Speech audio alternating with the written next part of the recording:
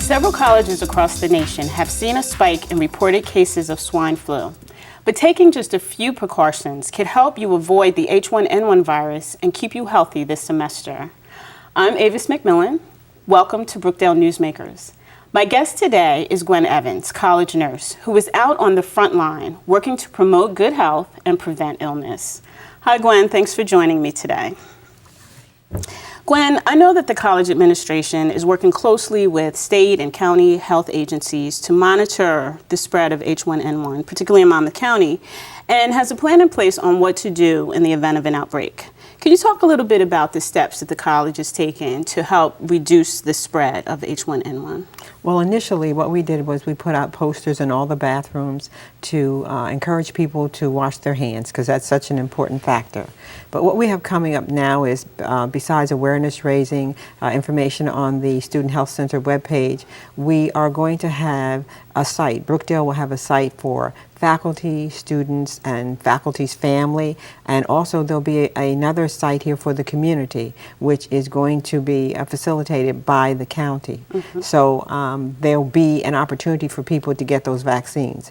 Before that happens, though, the college has purchased a vaccine, 1,200 doses, the regular flu, the seasonal flu vaccine, for people to take advantage of that also. Okay, great. And that's available to who? The seasonal flu vaccine is available to staff and to students. It's free to students and $10 for staff. Okay, great. What are some precautions that people can take on a personal level, to avoid getting the virus or spreading the virus? Well, one of the things that is so important is that you get enough rest, you eat a proper diet, you don't get overtired, you avoid people who have symptoms of cold or flu, because that's how it's passed, is if you come in contact with someone who has it and your immune system is compromised in some way and you end up with the flu. Mm-hmm. Okay, so our hope is that people won't get the virus, but in the event that they do, what are some of the symptoms so that they can know that they have it, and then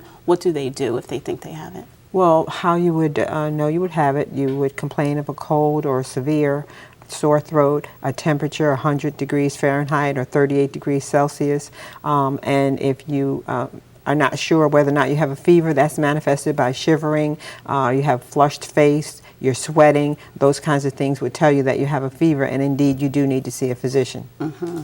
Okay, so students, if they get the virus, what should they do?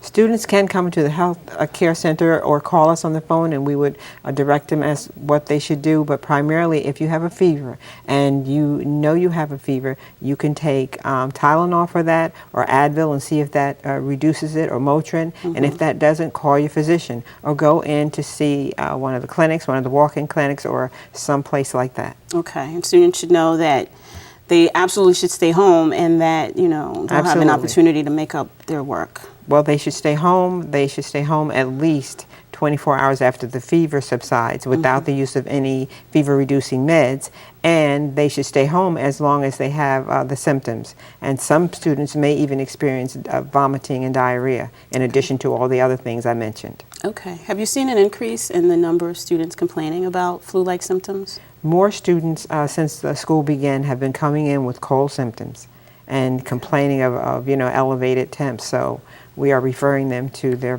primary care physicians. Okay. All right. Well, Gwen, thank you so much for sharing this important information with us today. To find out more about what Brookdale is doing, or what you can do to minimize the spread of H1N1, visit www.brookdalecc.edu and click on the Student Health Center page, which can be found under the Student Services link. Or you can call the Student Health Center at 732-224-2106. Thank you for tuning in to Brookdale Newsmakers.